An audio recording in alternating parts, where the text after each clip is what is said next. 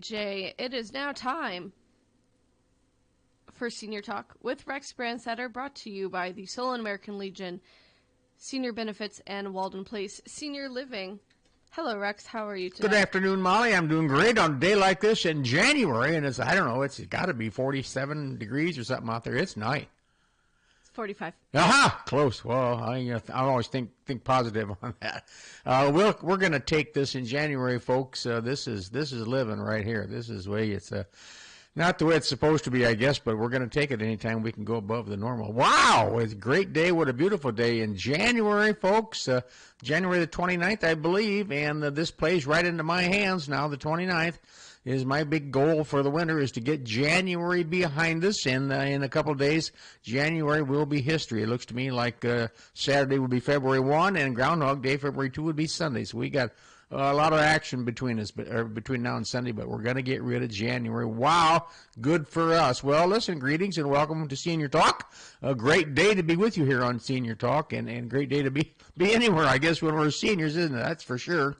Hello, and to each and every one of you, and thank you so much for taking time out of your busy day to sit back and have yourself a little break for activities, whatever you got going. Grab yourself a sandwich and a nice cold root beer, and let's see what we can't figure up. That's for sure. I'm bringing all this fun and frivolity to you on Senior Talk from KCJ Studios, south of Iowa City, where there's no snow out in the cornfields. It's just nothing around. It's the brown mode, I call it, for Iowa. It's all brown out here. There's no green, of course, and there's no snow. It's a pretty nice day to get out and take a drive on some hard surface roads. Go to it. There's lots and lots of things to see, even in the middle of winter in Iowa. Absolutely, for sure. Well, I'll do my best to bring a lot of ideas every week that might cover important aspects of being or becoming a senior, and a lot of you are seniors, of course, and a lot of you are not quite seniors, or you're senior wannabes or gonna-bees or hope-to-bees, type of thing like that. And we'll also have a little history at part of the program, as always, for sure. My name is Rex Brandstatter. I'm 75 years old, and I'm a real estate broker, and I like to meet and greet and talk to people, and I work with lots and lots of seniors. So I've been a licensed real estate broker since 1974. And you can call me anytime on my senior line, which is 319-330-5534, 330-5534. At this point in my career, since I've been at it since 1974, I work a lot, and mostly with seniors. I work with a lot of estates, unfortunately. At least I'm here to help. And I work with the executors of estates, administrators of estates. I work with the trust departments of banks. Attorneys call me, CPAs call, and we talk about things like that. In the meantime, if you're not planning on moving, maybe you don't need my real estate services, but you'd like to know what your house is worth, you should all have a really good idea what your properties are worth, because along the way you need to be doing some estate planning, some lifestyle planning, some where do you plan to move to, and if you did plan to move, to downsize, we'll call it, or right size, we call it. How much is your worth? If you subtract, you sold it for $200,000 and you had a $100,000 mortgage, that's $100,000. How much is that as taxable? Well, the answer to that is probably most likely zero. If you think you want to get a condominium, a bigger one or a smaller one than you have now, those are things that you should know about, and I work with lots and lots of people who do that. So that's what we do here on Senior Talk. Let's see what we can't cook up. I've got some pretty interesting things, as always, I hope, here. And this warm weather has just been great for me. I'm not a big fan of the cold weather. So what am I doing here in Iowa? Well, I like it here, so I just get a big coat. That's all we can do. But along with that comes some things. A high school classmate reports that his wife, one of my high school classmates, reported his wife, who is also a classmate, by the way, slipped and fell at the mailbox last week. And she ended up with a sore wrist. So the next morning it was still sore. So what do you think the outcome was, ladies and gentlemen? You guessed it, a little slip on the ice right out by the mailbox, and she broke her wrist at age 875. So that's what this stupid winter and the ice and snow can do for you. But, as seniors, sometimes we can just trip in the middle of July. We never know, kind of a thing like that. So it is what it is. But certainly winter drives that forward, so I feel sorry for her for sure. So Well, my wife was on the phone talking to her brother just the other day, and he lives down in Georgia, and they were talking about, and he grew up in northwest Iowa, of course, with my wife, and they're talking about their snow and their cold weather down there. And then he suddenly said, while they were on the phone, he said the electricity just went out.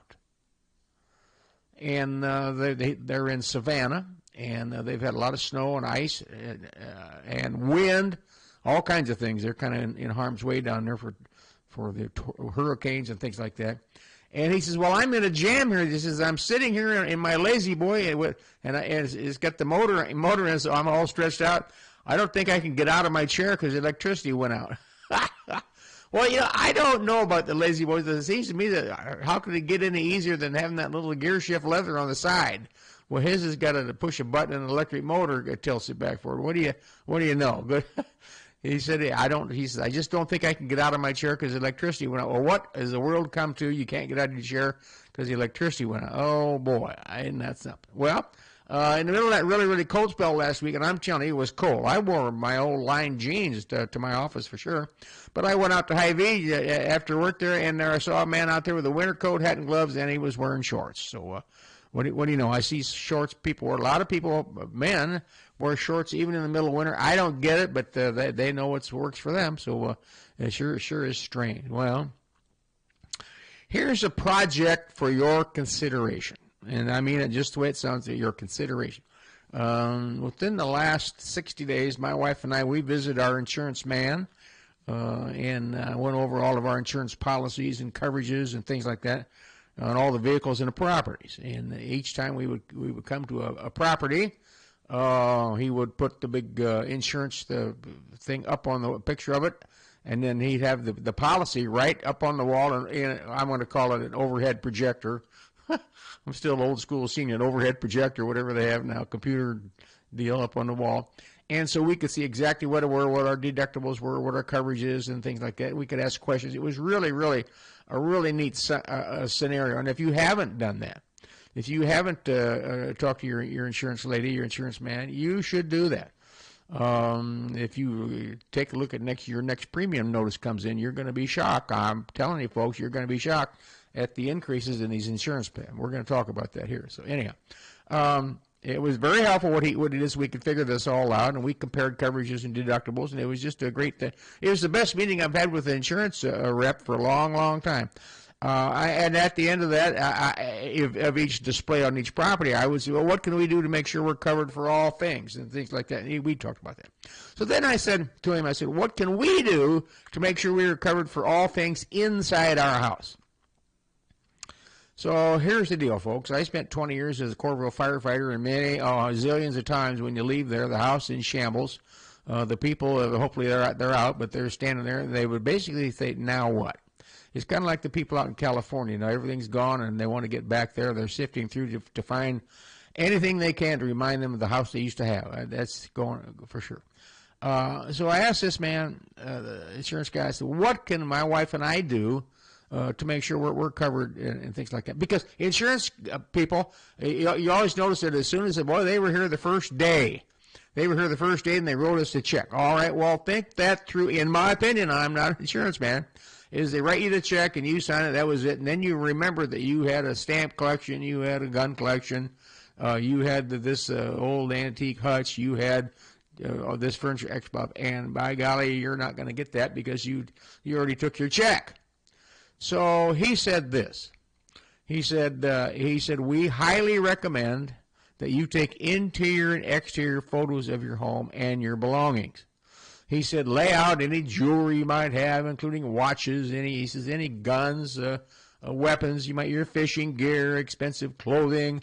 Open up the cabinet doors in the kitchen and just take some photos of things, and take pictures of the living room furniture and the television sets, and then just inside your home, just take some picture.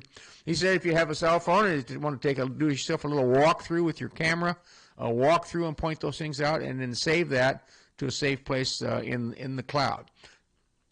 And he said, at this point, he didn't offer to say that his office has that, but I would have that saved on my computer, my little walkthrough, so I could prove to them, look, Mr. Insurance Company, we had this pick a big screen TV. Oh, did you have that insured? Did you tell us? No, here it is in our house. Well, they don't believe you if you tell them you've got all these things. I think so. You could do that. So that's what I did. I started on the outside, and by the way, you should have in your repertoire. You should have some photos of your house in the different seasons of the year. It's kind of nice to look at your house in the middle of winter. You look at it in the summer, how nice it looks. By the way, so you should have that. So that was a recommendation to do that. And I say that because a lot of people have a lockbox at the bank. More power to you. In watching the California fires on TV one night, I saw a bank on fire.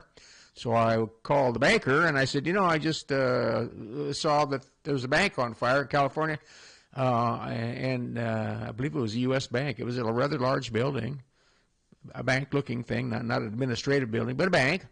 And I said, if there are lock boxes in there, what happens to the lock boxes? He said, well, they're just like everything else. They burn up, and it's tough. We don't make any guarantees of what's in there we're going to replace. We had nothing to do with that. It's simply you're renting a storage location from us. So even people who lived in California and their house burned down, but they said, oh, we've got a lot of things in our lockbox. Well, the bank burned down, too. So they're totally SOL on lots and lots of things. I really, really feel badly for those people out there. I don't know all the circumstances of the fire. The thing I do know is their house burned down, and they're going to have a tremendous, tremendous row ahead of them. From an insurance angle, insurance companies, I don't know. We'll just happen to see. My other aspect of this, thinking about all this insurance and the rates to go up, if you sit down and look at your rates, maybe you've got a 12-plex or a commercial building or something like that, and the rates are really, really going up. And you've got some leases that are, pretty much locked in, we'll say, even if they're not, but you have property. I think then in the near future, I think it's going to work one way, maybe both ways. Number one, I think insurance companies are going to say, we're going to cover you. Here's your building. We're going to cover you to 80% of the cost replacement, 80% of the value. Well, how about the other 20%? Well, we're not even going to cover that. We're not even going to offer you a policy for that. I also think that we, the people, are going to say, something that's pretty expensive. I think what I'm going to do is, I think I'm going to do a little self-insuring here, and I'm going to buy. Here's what we agreed the value of the house is, because you don't insure the land. The land's going to be there, except in California where your lot could wash away in an earthquake or mudslides. But around here now, your house can burn down, blow away, but your lot's still going to be there. So you come up with a value. Let's say the value of your house, and not including your lot, is $200,000, and they say we're only gonna insure 3/4 of that. Well, that's how much you'll be able to buy for insurance. That's where I see they go. That limits, maybe lowers your payment. It also limits their liability, limits their openness to having to pay all that. I just think there's going to be a big shakeup in the insurance business. And remember, I'm not in the insurance business. I'm just a real estate guy, but I think about this stuff all the time. So we'll see what happens out there. He did say, I was talking to an insurance guy the other day. He said in California, he said this will be a long haul for a lot of people, as insurance companies will replace what you actually have paid to have covered. And that makes sense. So do yourself a favor and lay all those things out. I laid out some different things that I have, and pretty important things in my life anyhow. I laid them out, so put a monetary figure on it. We came to agreement on if they were all gone or all blew away on what I would take for it. So that's the amount of the coverage we have, separate from the value of the house, that's for sure. It was at the bank one day last week, and I don't go to the bank very often, and there was a senior lady. I'm going to call her a little old lady because she was at the window next to me, and the teller asked her, and she was an older lady. I'm going to say she was north in the north 80s. She was an elderly lady. She was elderly. That's the official word. And she said, I'd like to put this money into my savings account.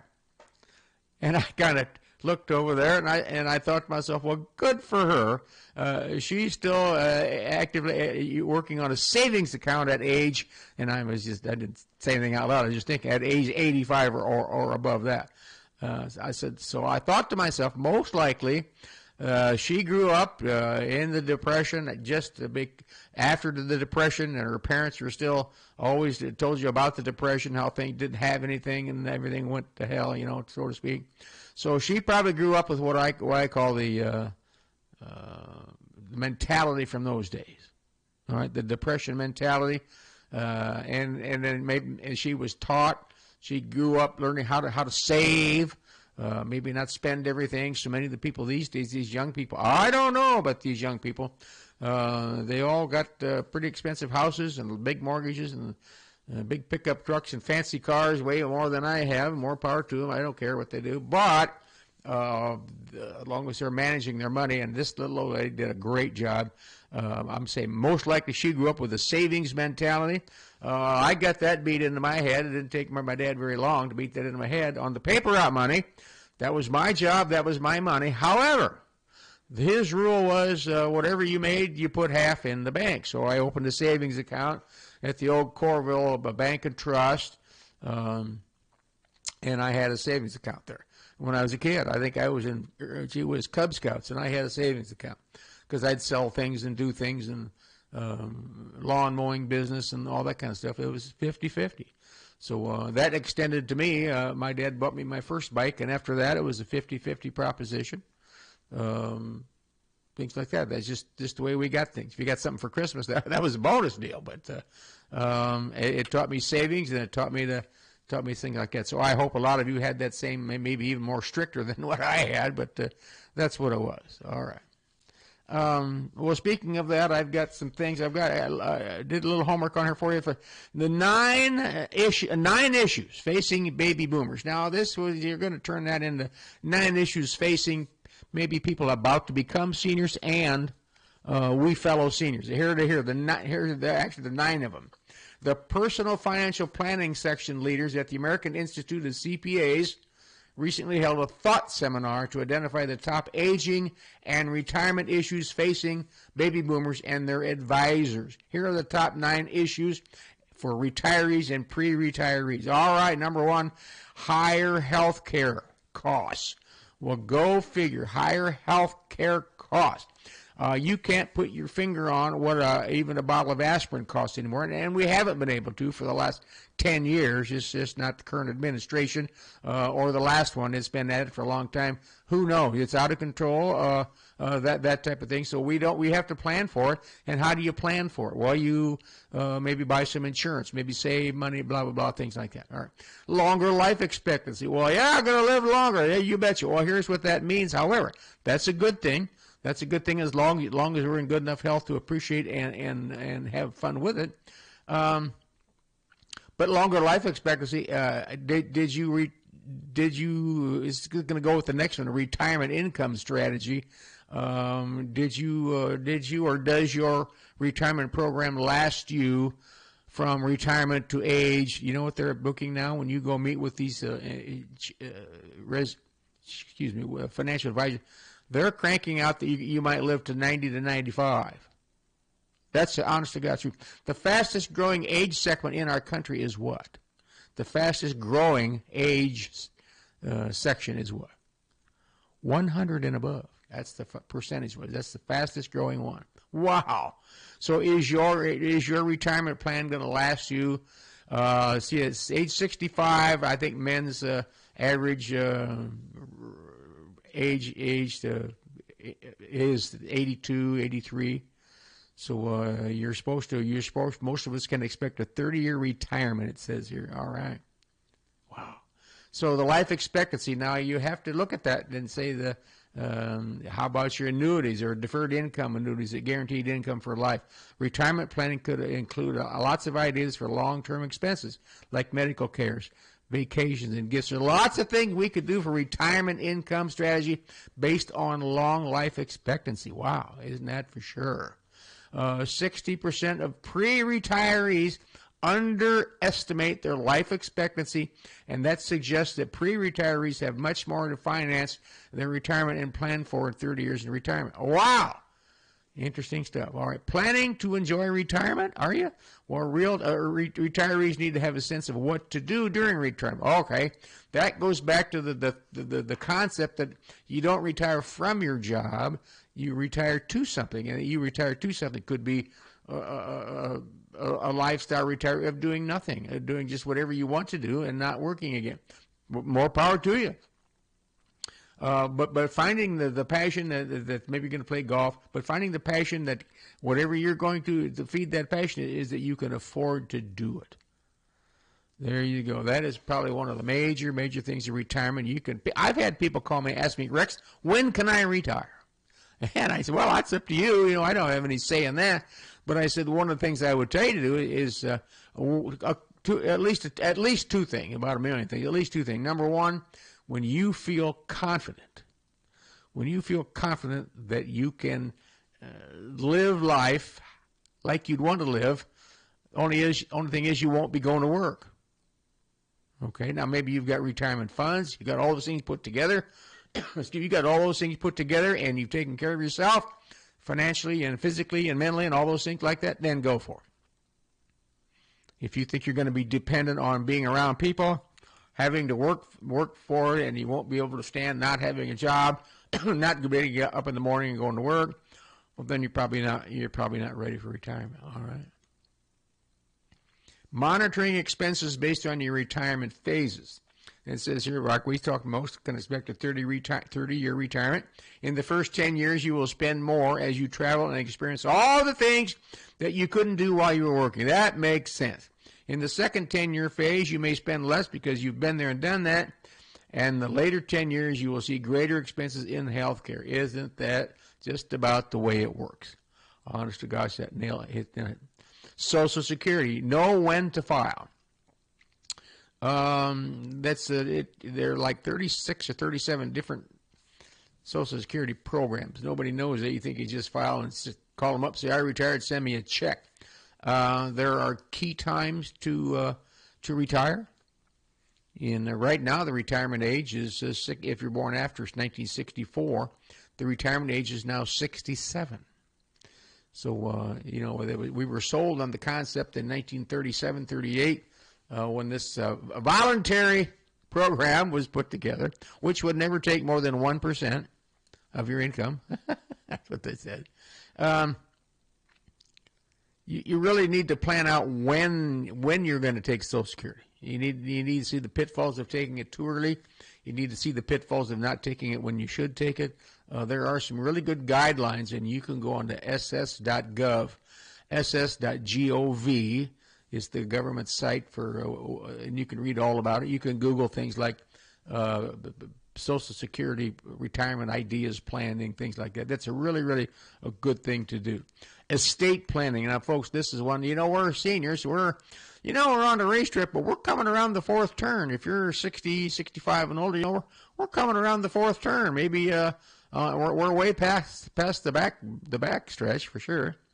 Planning in advance. That'd be powers of attorney, advance directives, like if I'm sick and I can't do my own, manage my own affairs, who can do that? Maybe you're going to have a will and have trustees. All those things need to be, who's going to handle my financial situations? Estate planning, that's a biggie. Long-term care needs should be considered. Are you planning to self-fund or insure for the long term? My brother is an insurance man, so he high-pressured us many 1990, I think, a long time ago, about buying long-term care insurance, which we did, which we still have in face. And I looked at the policy just the other day when I'm reviewing my insurance, and what we pay, I honestly forget what we pay. I think it's $160 a month. And that's going to give us $100 a day, which didn't sound all that bad. And it's a 90-day wait, so the first 3 months is on me. Okay? And then after that, they pay $100 a day. Just I might have sat in the back row in math class at every institution I was at in education, but that's $3,000 a month. Well, the average right now is like $7,000 to $8,000. So we're just going to roughly say they're going to pay half, and you can only buy so much depending on your age, So We thought we made a good deal. I guess we did. We're going to have, at least they're going to have that much, or at least we're going to have half. Away we go. So, and living arrangements. You know, we are a very social society, and many seniors say that they have a desire to stay in their home. We all want to stay in our home, that's for sure, even if they could be happier living in a senior community. You need, and I say need, you should have a tentative plan in place that includes a willing move to a senior community. Instead of having your kids force you into an assisted living because you don't think they don't think you can live alone. So all these things are pretty important for us to do, and it's pretty important that we kind of get with it. I mean, there's just no two ways about it. You really need to work on these things, folks. That would be healthcare costs. We know they're going to go up, so maybe you can't plan for that, but you at least have that in your knowledge. Long life expectancy, which could affect how long your retirement income will last you. A retirement income strategy to make sure your income does last, if you will, last as long as you do.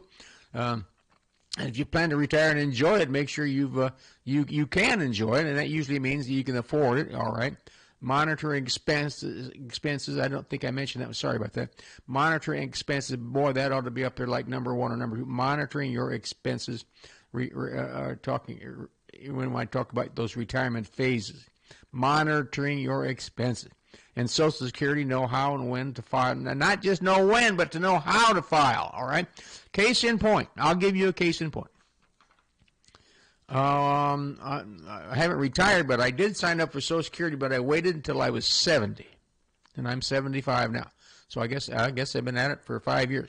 So at that time, there was a program. There probably still is, only it's a little shorter now. If you can't retire until can't collect your full retirement age 67, you can start taking it at 62, but you'll get less money. So between my full retirement age, which is called FRA, which was 66 and 2 months. That was what it was. Until age 70, if I took it, I would have got the maximum at 66 years and 2 months. I would have got the maximum for that time. Or that way you get. But they laid out a little, threw a bone on the table at that point, and they said, if you will wait until you're 70, we will give you 8% a year more. So I took them up on the 4-year wait. I didn't need the money, and so I waited. And the theory of there is I could have got less and got it for a longer period of time, but I decided to get more for a shorter period of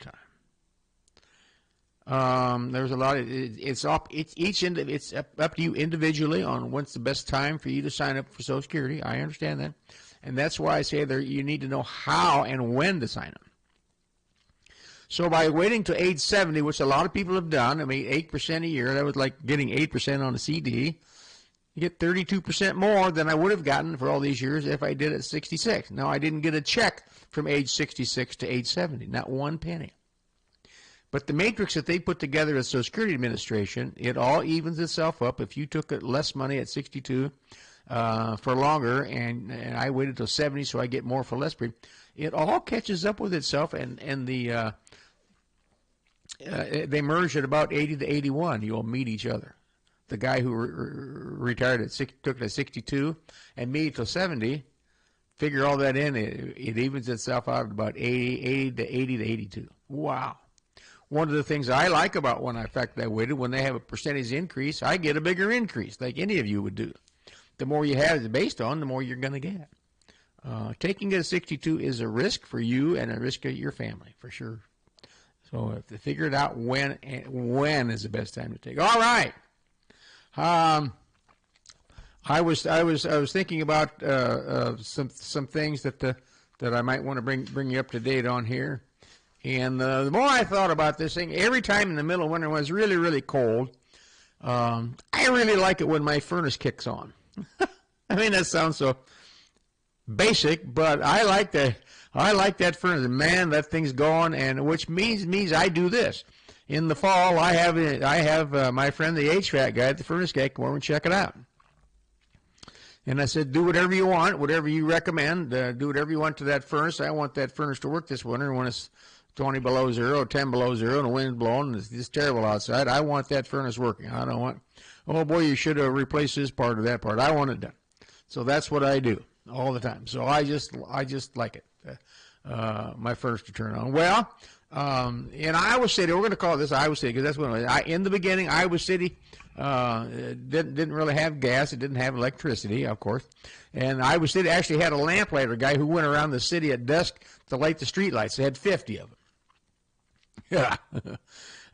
This is about 1857, just about before Civil War, and making the rounds starting back in 1857 when Iowa City had his first gas plant. He drove before we had the gas plant. This guy drove a one horse cart, and that was equipped with a ladder. For God's sakes, what a horrible job!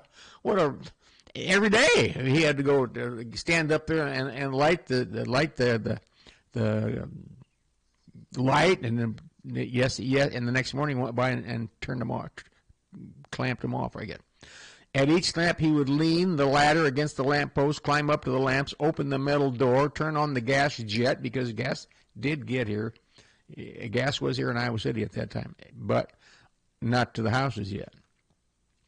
He'd light it and climb down the ladder, move on to the next one. In the morning, he would make the same rounds to the same 50 lamps and turn them off.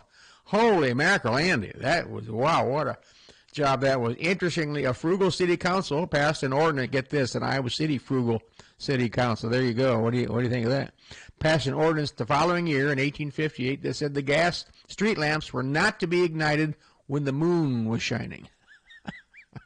Remember, they're frugal. That make good. So when the moon was out, no gas lamp. The first gas used in Iowa City was not natural gas, but gas that was manufactured in a plant on the southeast corner of Burlington and Van Buren. That's exactly right. That would be catty corner, if you will, from the backside of the Iowa City Rec Center. There's apartment house over there. I think it's at about 501 or 510 or so Burlington Street. That's where it was. This is in 1850. Ralston Creek Apartments are there today. The gas was made there from 1857 to 1937, when natural gas was piped in from Texas in the Southwest. So 1937 is when the gas got here and was down pressured so it could come into your home, our homes. 1930, just before World War II. For God's sakes. And before that, how did they heat? Well, they heat up that wood-burning stove in the kitchen. Heat up that wood burner in the living room, where it might have been. That's my folks grew up that way. Your folks probably did too. It was to get that wood going. That's what it was. A lot of people heated their homes with coal. When I was a kid, our neighbors heated their home with coal. True story. The coal truck would pull up in the chute. And I know that because my buddy lived next door. We'd play in the coal bin once in a while and get black and all over us and get our butts kicked, of course. That's what it was. At the original outset, the gas was used only for street lamps, and then it was used for retail stores and public buildings and theaters, and finally the Better Homes got to have it. So we're going to call the Better Homes, all homes in Coralville, of course, being from there, are better. No. Will probably be, I'm going to, the Better Homes, I'm just going to take a wild guess here. That may be what had been up on Summit Street, stuff like that. Gas was piped through the city. Many homes installed gas lighting, which with a mantle, gas lighting, which provided a soft, even light. It proved better than the conventional kerosene lamp, though was not completely accepted because of the fire hazard. Many older Iowa City homes still have the 3/8-inch iron pipes for gas in the walls. That is true. I've been in many, many homes where there's still a small gas line coming out. I've seen these gas thing there for sure. Just the first gas lamps. Let's see. The first gas lamps were installed on the university campus in 1877, and isn't that for sure? Cook stoves were used in homes well before the turn of the century as something of a summer convenience. So here you go. The greatly loved wood-burning kitchen range was a tradition, and it was not quickly replaced. Get that? The greatly loved wood-burning kitchen range was a tradition, and it was not easy or quickly replaced. 6 prominent businessmen and industrialists had established the Iowa City Gas Company. They included Ezekiel Clark, the founder of Coralville, banker and industrialist, and brother-in-law. He was the brother-in-law of Governor Samuel Kirkwood. That's true. M.R. Close, the Close brothers, they owned textile businesses, different businesses in town, and they built the Close Mansion, which was the big Close Mansion, which was the Mansion furniture outlet down there on the corner of Bowery and Gilbert Street, still there. Wow. And Tom Carson, who built the beautiful home up on the northeast corner of College and Governor Street, which is the Alpha Phi sorority home, that great big blue building. Those are the guys who brought gas to Iowa City way, way, way back then. The original method of making gas used 14 furnaces or retorts with gas ovens above the firebox like a baker's oven. Great mounds of raw coal were shoveled into the oven, and 18-degree fire drove the gas from the raw coal into the gas holder. Wow, what a deal. And isn't that something? In 1907, in Iowa City, the ownership of the gas business was taken over by Thomas Carson family, with George Carson and Frank Carson as Secretary of Treasury. So they owned the rights to all the gas in Iowa City. Wow. In 1886, 29 years after the gas company was started, the same group of guys organized the Iowa City Electric Company. Wow. These guys were way out in front. They were, I'm not going to use monopoly, but they were trying to get so they could get paid on every house that signed up for gas, and then every house that signed up for electricity. Wow. The arc street lighting system was a great improvement over the gas lamps, and the street lights did not have to be lighted. Wow. Folks, this is elementary stuff we're talking about here, all right? Electricity gradually replaced gas lighting and kerosene lamps. Well, go figure, right? December 8, 1908, we turned on the wonderful electric lights. 1908 in Iowa City, when most homes, standard homes, ended up having electric. The electric company continued at the Burlington Van Buren Street location until 1891, when it was moved to where? This is that down there. They were making gas in the apartment building. Still there. They've had some issues with some tainted earth down there and things like that. That is a true story. And the electric company continued at the Burlington and Van Buren Streets, in addition to the gas, until 1891, and was moved to where? It was moved to the Corville Dam down there, the overhead dam, which is where Iowa River Power Restaurant was, right there. That dam was built in 1844. And they wanted to use the water power to generate the electricity. That's exactly what they did. That's exactly what they did. And that was a power source for that hydro, for electricity around here, until 1970, 1971. Isn't that something? The water power generators were discontinued in 1968. While they were an economical source of electricity, the output was so small it was no longer practical to continue the operation. Electricity for the Iowa City, back then, is Iowa, Illinois Gas and Electric, is generated now down at the Loiza generating station down south of Muscatine. So just because I was worried about my furnace, I went into all this baloney and all these facts about gas and electric. But you know that's how we got started. That's how all towns got started.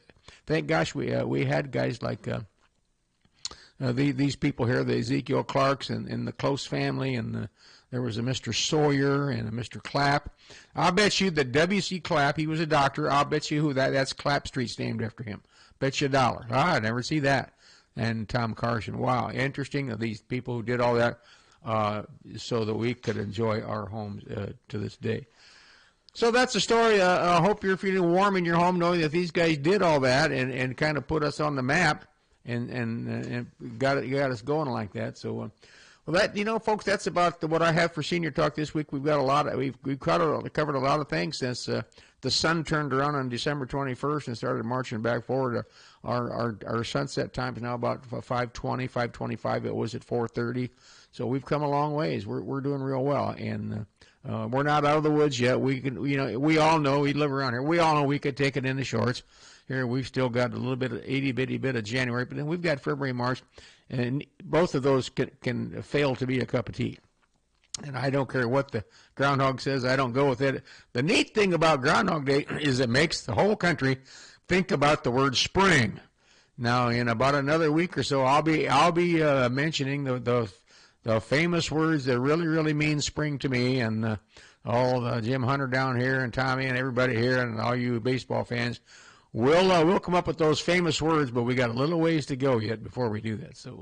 So that's the story. So I'd like to say as my salute to each and every one of you who served our country. Thank you so much, and all those who are serving today. And keep at it and keep active. And remember that where we're at on this racetrack here, we're around the fourth turn here. So I suggest that you do all you can while you can. Whatever that is, do all you can while you can, and let's have a great senior experience. That's for sure. So cheer the Hawks on, and ladies and gentlemen, this is Rex Brandstatter saying thank you for listening, and my personal thank you to each and every one of you for being a senior and having at it. We'll see you next time. So long. Your life is always changing, and a lot of things can affect how and what you save. So a good retirement plan changes with your life. At Wells Fargo Advisors, we believe conversations